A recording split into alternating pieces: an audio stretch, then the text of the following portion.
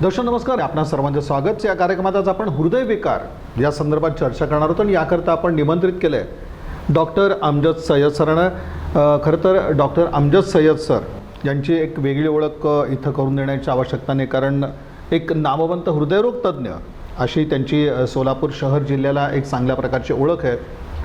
गेल्या एका 19 वर्षापेक्षा जास्त काळ त्यांनी या क्षेत्रासाठी आपलं योगदान दिलं आहे आणि 15,000हून अधिक शस्त्रक्रिया हृदयविकारासंदर्भात त्यांनी केलेल्या आहेत. यशस्वी शस्त्रक्रिया ज्याला आपण म्हणतोय, तर अशा प्रकारच्या शस्त्रक्रिया त्यांनी केल्यात आणि हे सगळं करत असताना एक मानवतेची तसंच एक सामाजिक बांधिलकी म्हणून ज्यांना म्हणू की आपण एका गरीब त्याचप्रमाणे सर्व प्रकारचे जे आपण रुग्ण म्हणतोय, तर त्यांच्यावरती उपचार डॉक्टर अमजद सय्यद सरांनी केलेत आणि यामुळं एक समाजामध्ये मोठा नावलौकिक डॉक्टर अमजद सय्यद सरांचा आहे. नोबल सुपर स्पेशालिटी हॉस्पिटल याचे ते संचालक आहेत. स्वतःचं त्यांचं हे हॉस्पिटल नोबल हॉस्पिटल, ज्याची एक भव्य इमारत जी आहे ती आपल्याला कालिका मंदिराजवळ दिसते. तर तिथून आज ते आपली वैद्यकीय सेवा स्वतःच्या हॉस्पिटलमधून देत आहेत. 75 बेडपेक्षा हे अधिक असं सुसज्ज त्यांचं हे Noble hospital multi super speciality hospital.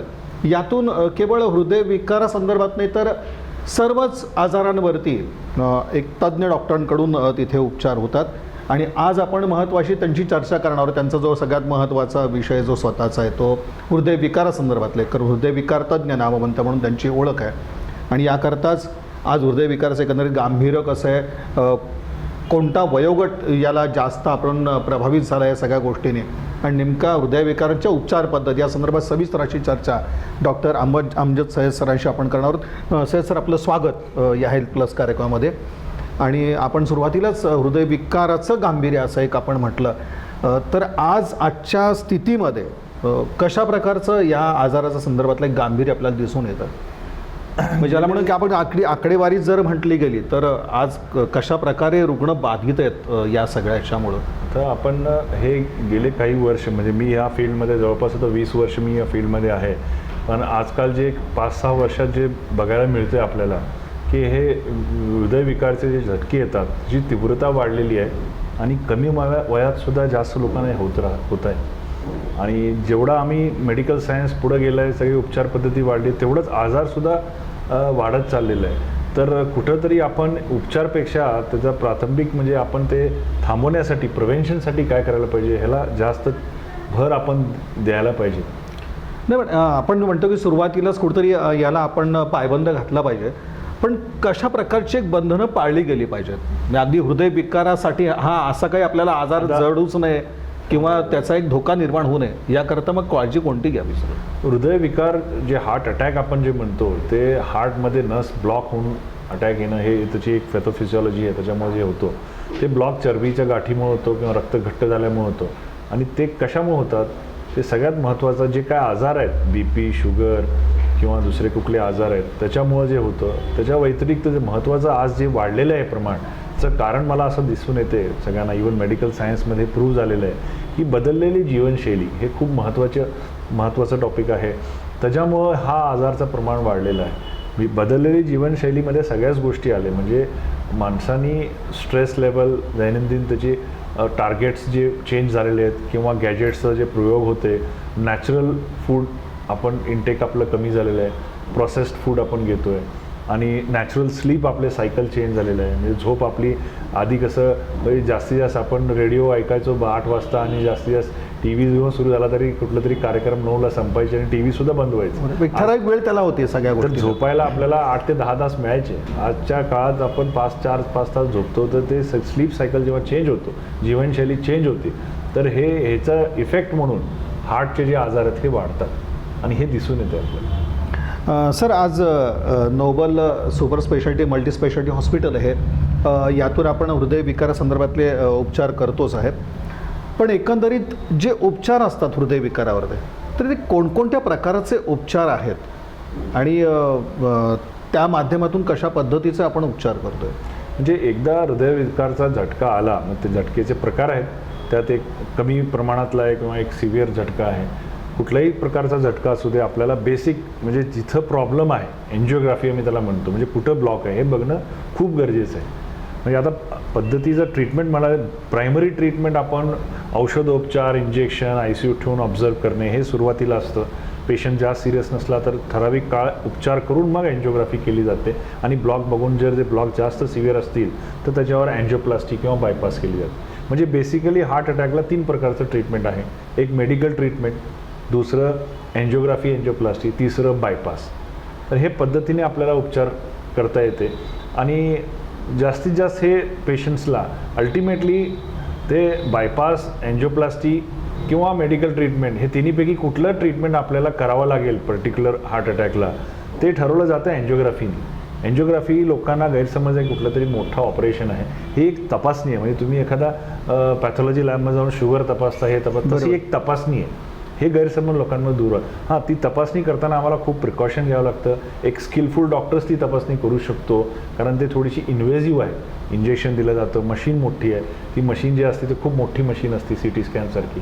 त्याच्यामध्ये पेशंटला बसवून आपण ते एन्जिओग्राफी करू. ही एक प्रोसेस आहे. एन्जिओग्राफी केल्यानंतर आपल्याला कळेल की बाबा त्याचा एन्जिओप्लास्टी लागेल, बायपास लागेल किंवा नुसतं औषधावर घेऊ. ते गैरसमज लोकांमध्ये दूर व्हायला पाहिजे.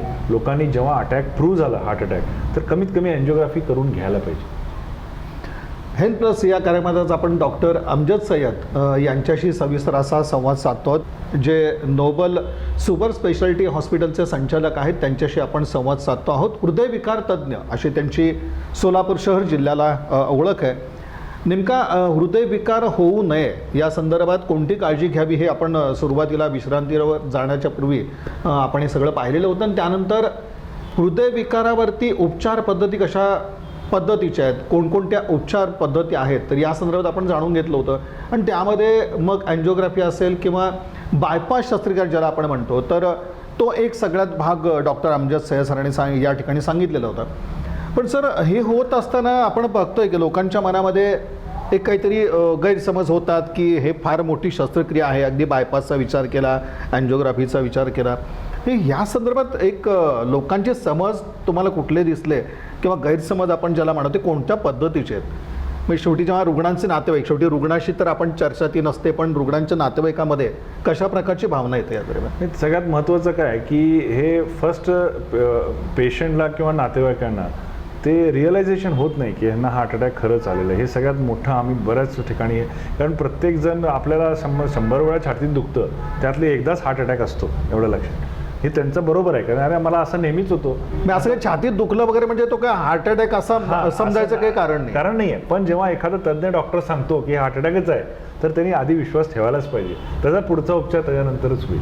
हे महत्त्वाची गोष्ट आहे. हे सगळ्यात मोठं गैरसमज आहे. नाही, पण जेव्हा तुम्ही बायपासचा विचार जेव्हा मांडत असता किंवा अँजिओप्लास्टी असेल, अँजिओग्राफी असेल, हे असे जे मुद्दे जेव्हा नातेवाईकांसमोर मांडले जातात, मग ते त्याच्यामध्ये काय आता नवीन ती पद्धती आहे अँजिओग्राफीची, अँजिओप्लास्टीची, यामध्ये एवढा ॲडव्हान्स झालेला आहे की पेशंटला त्यातनं खूप जास्त काय धोका किंवा त्रास होत नसतं. हां, एक गोष्ट आहे की ते काही गोष्टी खर्चिक आहेत. मग पेशंटची जर मनाची तयारी असेल पुढचा उपचार करून घ्यायची तर बरेच आपल्याला ऑप्शन्स अवेलेबल आहेत. गव्हर्नमेंटचे योजना आहेत किंवा बाकीचे कॅशलेस इन्शुरन्स आहेत किंवा बरेच हॉस्पिटल चॅरिटी करतात. आपण पेशंटला मदत कधी करू शकतो जेव्हा त्याची तयारी आहे उपचार करून घ्यायची. मग हे गैरसमज पहिल्यांदा दूर व्हायला पाहिजे. आणि जेव्हा सांगितलं जातं की हे करा ते करा, मग असं काही काही चर्चा असते, हे गरज आहे ते गरज. मग आजकाल जे कसं आहे गुगल डॉक्टर म्हणतो आम्ही ज्या लोकांना, मग थोडंफार काय माहिती असल्यामुळे त्यांना क्लिनिकल सिच्युएशन हे अमुक पेशंट म्हणजे जे आजार आहे ते फक्त ते बघणारा डॉक्टर, मी असू दे कोणी असू दे, तो जास्त चांगला व्यवस्थित समजू शकतो. तुम्ही एखाद्या डॉक्टरला फोन करून किंवा गुगलवर बघून एखादा निर्णय बदलतात आणि त्याच्यामुळे पेशंटला नुकसान होतं. तर आम्ही तेच सांगतो तेव्हा तुम्हाला एक पर्टिक्युलर डॉक्टरचा पटत नसेल तर तुम्ही दुसरीकडे जावं, पण एका ठिकाणी ठेवून चर्चा 100 ठिकाणी निर्णय घ्यायला उशीर करू नका. कारण हार्ट अटॅक म्हणजे अशी गोष्ट आहे ते मिनिटावर असते. दुसरे मेंदूचे आजार, किडनीचे आजारनी पेशंट 10-15 मिनिटात 5 मिनिटात दगावत नाही, पण हार्ट अटॅक असं आहे की 2 मिनिटात सुद्धा पेशंट दगावू शकतो. मग त्याच्या आधी तुमचे निर्णय उपचारचे, पण वेळीच जर उपचार झाले तर हा रुग्ण वाचू शकतो. हो, वाचू शकतो, बरेच रुग्ण वाचू शकतो. सर आत्ता आपण सांगितलं की खरोखर म्हणजे लोकांचे असे गैरसमज होतात की ज्यावेळेला आपण उपचार करायला जातो हृदयविकार संदर्भातलं म्हणजे खरं तर म्हणजे काही जर त्यामध्ये उशीर झाला तर ते अगदी जीवावर बेतू शकतं, अशा वेळेचं सगळं होतं. पण मग यामध्ये जो काही पिरियड जातो खरं तर मग अशा वेळेला आपल्याला वाटत नाही का म्हणजे खरं तर म्हणजे याचं गांभीर्य कळलं नसतं का? म्हणजे रुग्णांचे जे नातेवाईक आहेत याच्यामध्ये गांभीर्य नसतं का? आपल्याला कशा प्रकारे प्रत्येकात म्हणजे गांभीर्य बाळगलं गेलं पाहिजे का सगळ्यात हो, महत्त्वाचं? नाही, प्रत्येक रुग्णाच्या नातेवाईकांना गांभीर्य नसतं असं काही नाही, पण बऱ्याच लोकांमध्ये आणि मला वाटतं हे भीतीपोटी असते किंवा खर्चाला थोडासा घाबरून असतं. आजकाल म्हणजे तेवढी अफोर्डेबिलिटी काही लोकांमध्ये नसते. या 2 मेन कारणं मला वाटतात. जेव्हा हे 2 नसतात कारणं, म्हणजे जे लोक घाबरत नाही ज्यांना खर्चाची चिंता नसते, म्हणजे ते इन्शुअर्ड असतात किंवा कोणतरी वेगळा माणूस खर्च करणार असते किंवा त्यांच्याकडे तेवढं असतं. म्हणजे जेव्हा डॉक्टर असे सल्ले देतात त्यावेळेला खरं तर म्हणजे रुग्णांच्या नातेवाईकांनी ते गांभीर्य बाळगून त्वरित त्याबाबत विचार करायला हवा असं वाटतं का? म्हणजे कशा करायला प्रकारचे पाहिजे. कारण काय, ह्या आजारात वेळ देत नाही, आजार हा वेळ देत नाही आणि योग्य उपचार केल्याने बऱ्याच लोकांचा जीव वाचतो. हे मेडिकल सायन्समध्ये प्रूव्ह झाल्यानंतरच या सगळ्या शस्त्रक्रिया म्हणा, एन्जिओप्लास्टी म्हणा, एन्जिओग्राफी म्हणा, ही accepted way of treatment all over the world आहे. म्हणजे काय आपण हे वेगळं करत नाही आहे. पण काही लोक जे घाबरतात तर ते अल्टरनेटिव्हकडे जातात. म्हणजे त्यांना असं वाटतं की आपण हे काहीतरी अदर पॅथीजमध्ये आपण ह्याचा काहीतरी शोधू. पण ॲक्यूट हार्ट अटॅक म्हणजे तीव्र हार्ट अटॅक जे असतो त्याच्यामध्ये हे बाकीच्या पॅथीमध्ये त्याचे ट्रीटमेंट उपचार इमर्जन्सीमध्ये होत नाही. हा जे क्रॉनिक डिझीज आहे, हार्टचे जे क्रॉनिक प्रॉब्लेम आहेत त्याच्यामध्ये कदाचित बाकीच्या पॅथीजमध्ये थोडंफार ट्रीटमेंट असेल, पण ॲक्यूट हार्ट अटॅकमध्ये अजिबात नाही आहे. आम्ही सिम्पल त्यांना एक्झाम्पल देतो. अमुक जे काय तुम्हाला उपचार करणारे वेगळ्या पॅथीचे डॉक्टर असतील त्यांना जर ॲक्यूट हार्ट अटॅक झाला तर ते आपली गोळी खातील का? ते एखाद्या हॉस्पिटलला ॲडमिटच होतील. कारण त्या ॲक्यूट हार्ट अटॅकला ॲलोपॅथीशिवाय ऑप्शन नाही. डॉक्टर अमजद सय्यद सरांशी आपण हा सगळा संवाद साधतो. नोबल सुपर स्पेशालिटी हॉस्पिटलचे ते संचालक आणि हृदयविकार तज्ज्ञ म्हणून त्यांची ओळख आणि त्यांच्याशी सगळा हा आपण संवाद साधतो आहोत. सर आत्ता आपण बोलताना सांगितलं की बऱ्याच वेळेला असं होतं की आपण निदान करतो हृदयविकाराचं आणि तिथं लगेच उपचार करून घेणं पण आवश्यक असतं. पण काही कारणाने रुग्णाचे नातेवाईक थोडेसे मागे पुढे सरकत असतात आणि मग तो त्यामध्ये वेळ जातो. मग त्यामध्ये आणखीन एक तो महत्त्वाचा भाग असतो की खर्चाचा प्रश्न आला, सगळ्या ह्या गोष्टी आल्या. पण यामधनं बऱ्याच वेळा असं देखील होतं की काहीतरी उपचाराला सुरुवात होते आणि पैशाच्या कारणावर असेल किंवा अन्य कुठल्या कारणावर उपचार अर्धवट सोडण्याचे प्रकार देखील हृदयविकाराच्या संदर्भामध्ये असतात. याचं एक प्रमाण कितपत आहे आणि यावर लोकांनी काळजी कशा पद्धतीने घ्यावी? ह्याचं प्रमाण आधीच्या म्हणजे मागच्या 1-2-3 वर्षात ह्याचं प्रमाण वाढत चाललेलं आहे. मला वाटतं हे इकॉनॉमीवर पण डिपेंड आहे किंवा एक काय म्हणतो तुम्ही त्याला की लोकांचा विश्वास लोकांचा प्रत्येक गोष्टीवर कमी होत चालला. म्हणजे एक आधीचा काळ होता, म्हणजे आम्ही प्रॅक्टिस, आता मी गेले 10 वर्ष सोलापूरमध्ये आणि 10 वर्ष बाहेर प्रॅक्टिस केली, तर जे डॉक्टर पेशंट रिलेशन आहेत आता खूप चेंज झालेले आहेत.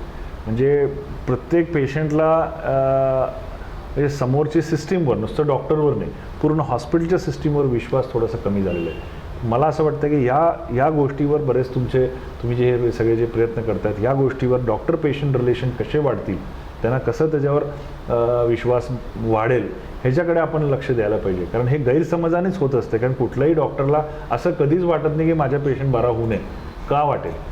डॉक्टरचा रुग्ण बरा होण्यासाठीच त्यांचे प्रयत्न चालू असतात. त्यात काही कमर्शियल पार्ट येत असतो, पण त्याच्यामध्ये पर्याय आहेत आपल्याकडे. म्हणजे आता मी जसं म्हणल्याप्रमाणे काही स्कीम्स आहेत, काही थर्ड पार्टी पेयर आहे, मग हे करता येईल. पण तुम्ही अनलेस समोरच्या डॉक्टरला विश्वास दाखवून जर तुम्ही ठरवलं की आपल्याला उपचार करायचा झाला तर ते मार्ग निघतील. पण तुम्ही विश्वासच केला नाही, कारण हे ट्रीटमेंट हे मी सांगतो, आता मी 20 वर्ष प्रॅक्टिस करतोय तरीसुद्धा हजारो लोकांचे शस्त्रक्रिया केली आहे. मी तुम्हाला क्लिअरली सांगतो की मी कोणाचा जीव वाचवलेला नाही आहे, जीव वाचवणारा देव आहे. मी प्रयत्न करतो. तर एखाद्या पेशंटला डॉक्टरचे प्रयत्नावर विश्वास पाहिजे, त्यांच्या रिझल्टवर विश्वास. रिझल्ट हा देव देतो, जीव आपण कोणाचा वाचू शकत नाही, आपण प्रयत्न करतो. तर जर लोकांनी हे प्रयत्न करणाऱ्या डॉक्टरवर विश्वास ठेवला आणि देवावर विश्वास ठेवला तर मला वाटतं हे सोपं जाईल.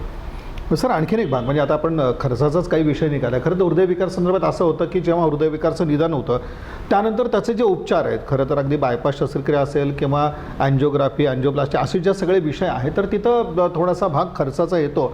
आणि त्यामुळे आपण बघत असतो की मग जेव्हा हृदयविकाराचे असे रुग्ण समोर येतात, उपचार सुरू होतात, तेव्हा मात्र कुठेतरी मग ते नातेवाईकांची जुळाजुळ सुरू होते.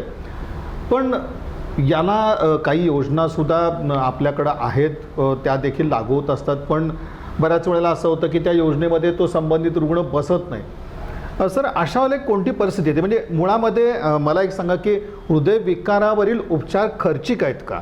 आणि जर खर्चिक असतील तर त्याला योजना ज्या आहेत त्या आपल्याकडं कशा पद्धतीच्या आहेत? आणि समजा या योजनेमध्ये जर रुग्ण बसतच नसेल, कशा प्रकारचे प्रसंग समोर येतात? नाही, आता हार्ट अटॅकचा योजनेमध्ये, आता बाकी सगळ्या गोष्टी योजनेमध्ये किंवा इन्शुरन्समध्ये, इन्शुरन्स हे प्रायव्हेट इन्शुरन्समध्ये असं असतं की कुठलाही उपचार तुम्ही करून घ्या त्याचं पेमेंट कंपनी करते.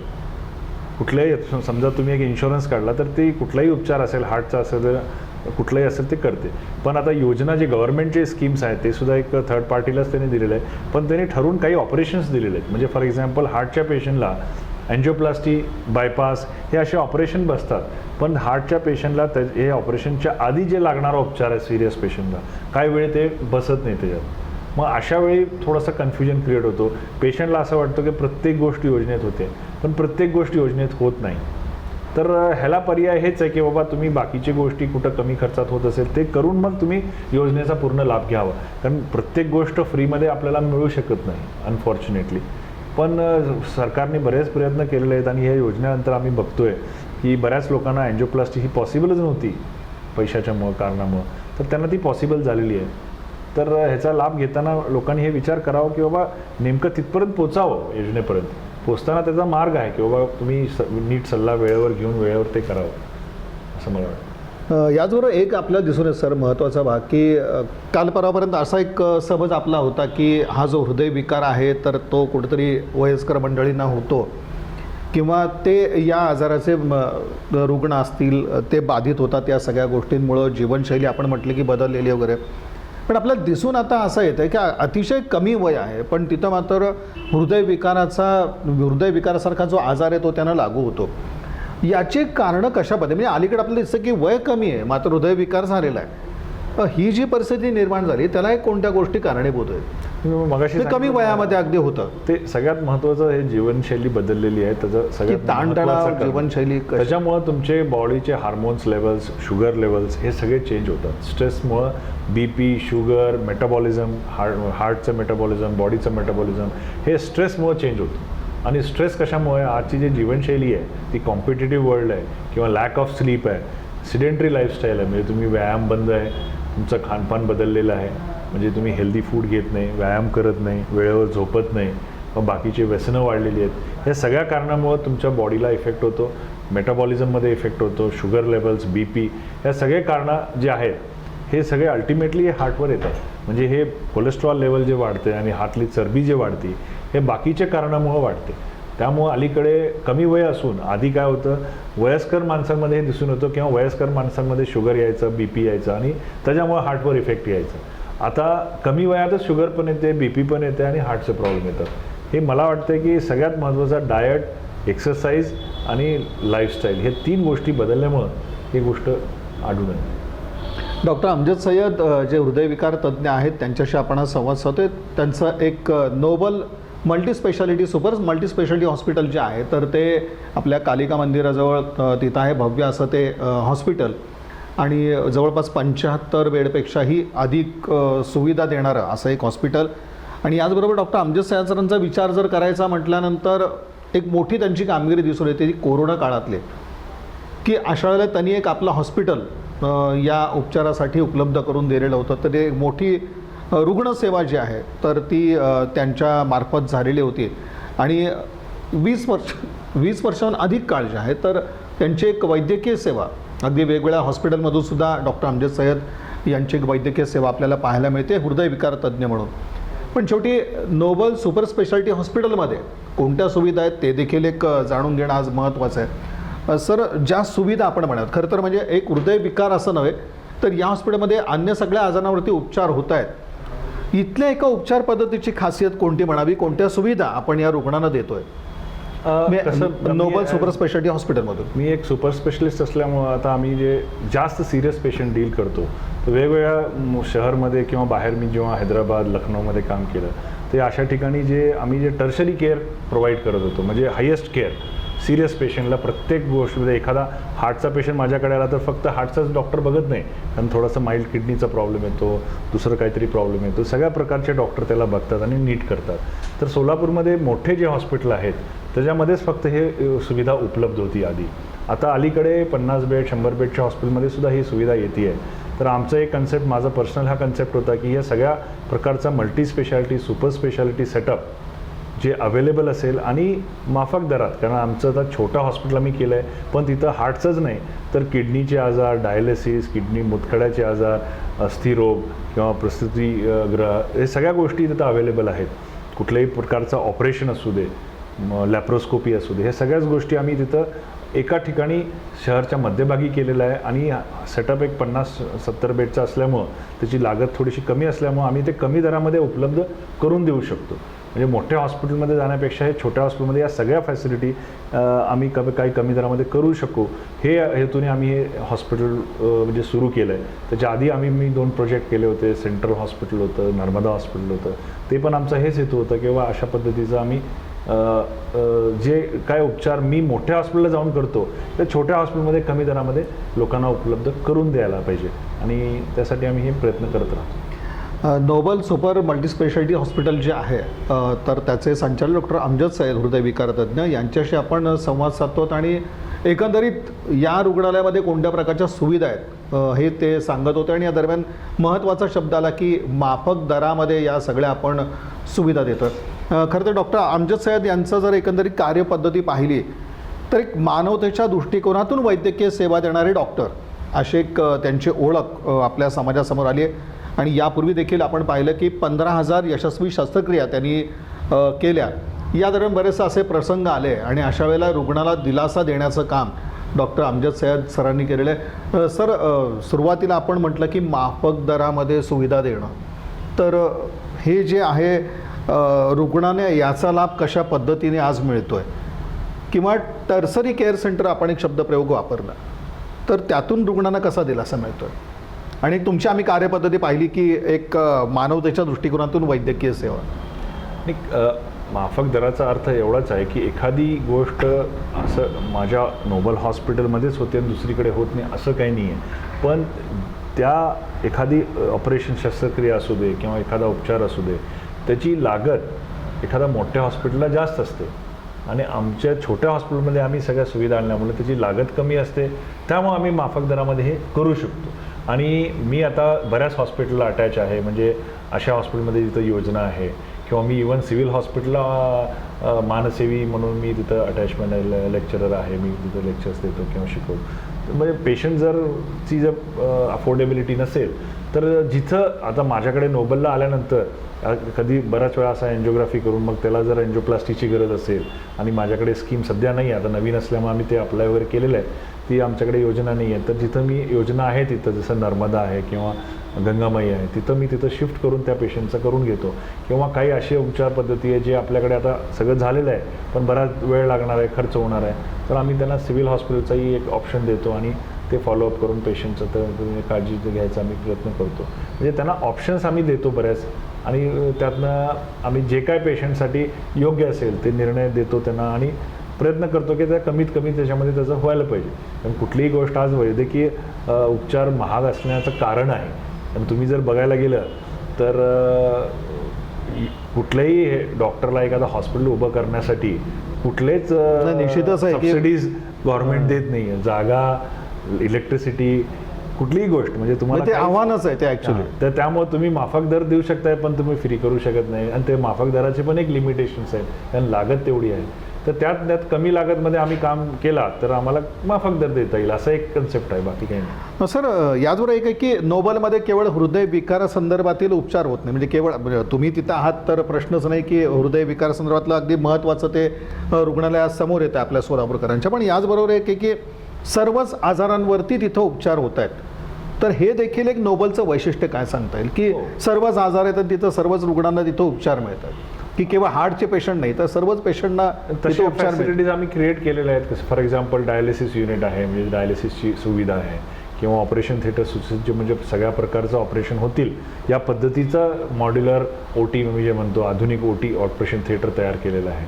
किंवा बाकीचं जे मॉड्युलर लेबर रूम म्हणतो आम्ही, सगळ्या प्रकारचे जे डिलेवरीज किंवा सिझेरियन ते होऊ शकतात किंवा ऑर्थोपेडिकचे ऑपरेशन होतं, हे सगळं तिथं सुविधा आम्ही क्रिएट केली. आणि आमची जी टीम आहे, बरेच डॉक्टरांनी मला या करण्यामध्ये साथ दिलेला आहे की कमी ह्याच्यामध्ये ते करायला तयार झालेले आहेत. हे जे डॉक्टर माझ्याबरोबर गेले 10 वर्ष माझे कलिग्ज आहेत, माझे मित्र आहेत.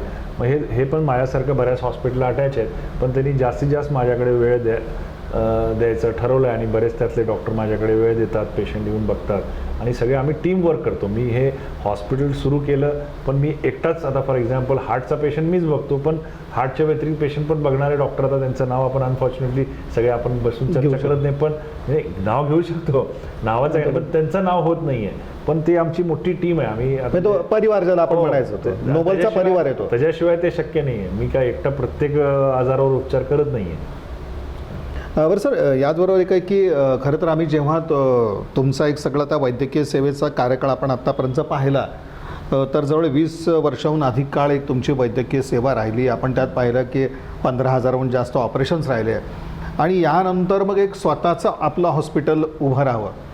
एक संकल्पना त्यावेळेला काय होती की एक हॉस्पिटल आपलं स्वतःचं उभं राहावं आणि मग ती कोणत्या पद्धतीची सेवा द्यावी रुग्णांना, आणि एक त्याच्या पाठीमागचा उद्देश कसा पद्धतीचा राहिला, आणि त्यामध्ये मग ते एक तुमचं कुटुंब किंवा तुम्ही स्वतः कशा पद्धतीची भावना आहे सगळ्या मला सुरुवातीमध्ये सोलापूरमध्ये मी जन्मलो जरी असेल तर जवळपास 17 वर्ष मी सोलापूरच्या बाहेर सगळं माझी शिक्षण किंवा ट्रेनिंग सगळं सोलापूरच्या बाहेर झालेलं आहे. लखनौ म्हणा, हैदराबाद म्हणा, या सगळ्या ठिकाणी माझं सगळं, कोल्हापूर म्हणा, किंवा मी बाहेर परदेशात सुद्धा काही ट्रेनिंग घेतलेले आहेत, सिंगापूरला म्हणा किंवा कोरियाला म्हणा.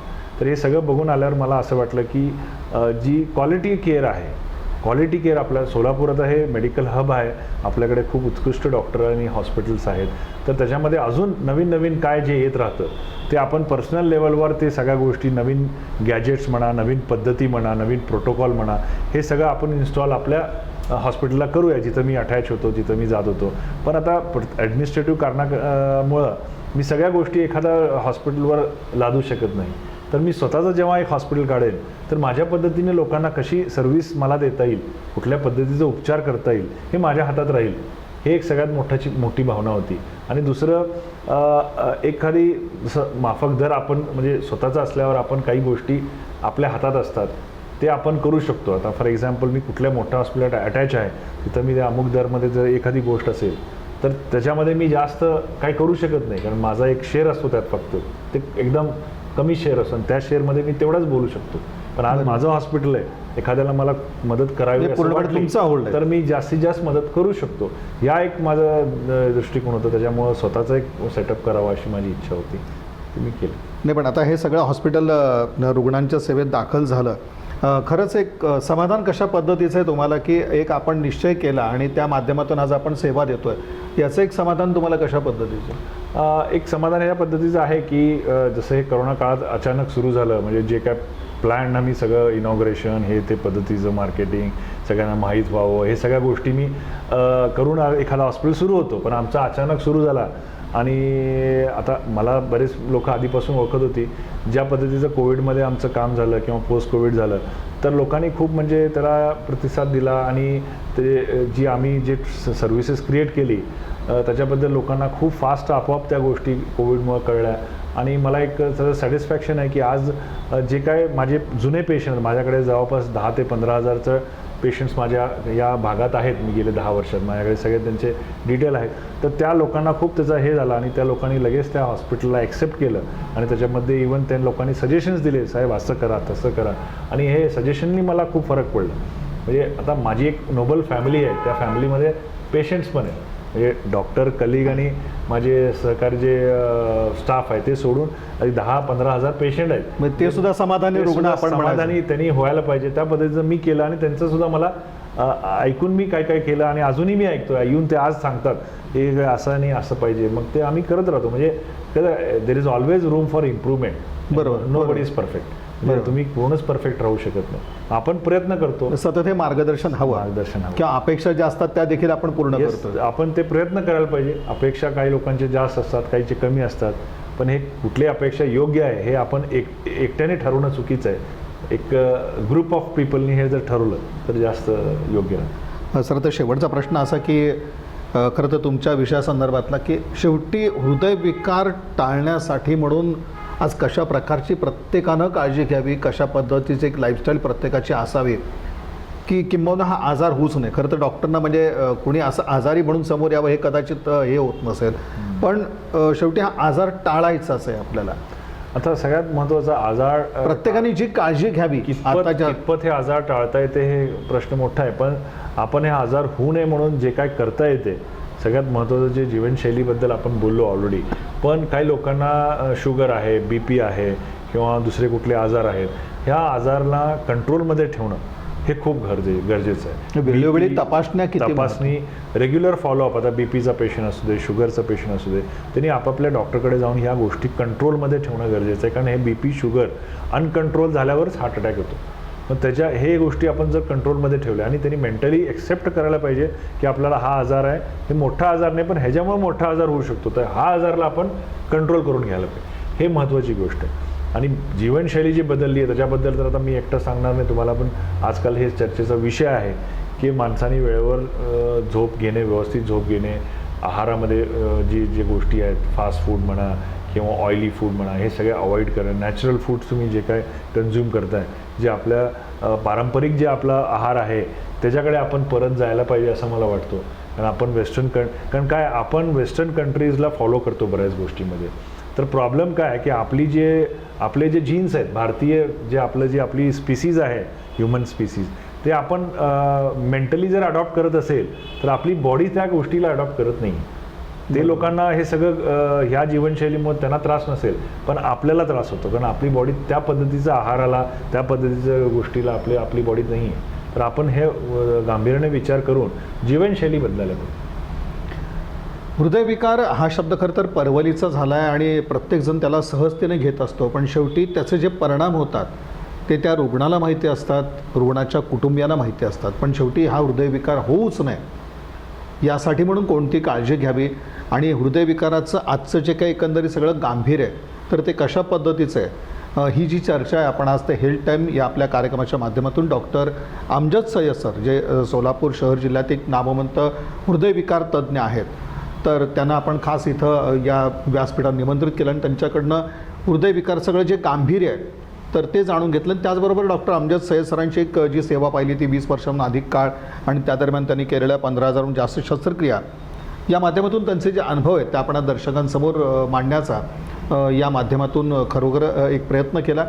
आणि जे नोबल सुपर मल्टीस्पेशालिटी हॉस्पिटल आहे डॉक्टर अमजद सय्यद सरांचं, तर त्या हॉस्पिटलमधून देखील कशा पद्धतीच्या सेवा ज्या आहेत त्या रुग्णांना मिळत आहेत या संदर्भात सुद्धा आपण माहिती घेतली. केवळ हृदयविकार नाही तर अन्य आजारांवर देखील नोबल सुपर स्पेशालिटी हॉस्पिटलमधनं आज रुग्णसेवा मिळते. कालिका मंदिराजवळचं एक मोठं जे हॉस्पिटल आहे सर्व सुविधांनी युक्त असं, तर तिथून कशा पद्धतीच्या सेवा आणि सुविधा मिळत आहेत हे देखील आपण जाणून घेतलं. खरं तर डॉक्टरांचं एक वेळापत्रक होतं आणि त्यातनं देखील त्यांनी इन्सोलापूर न्यूज चॅनलच्या या हेल्थ टाईम या कार्यक्रमासाठी आपला एक महत्त्वपूर्ण असा वेळ दिला आणि हृदयविकार जो महत्त्वाचा विषय आहे तर त्या संदर्भात सविस्तर असं विवेचन केलं. याबद्दल सरांचे मनपूर्वक असे आभार. धन्यवाद.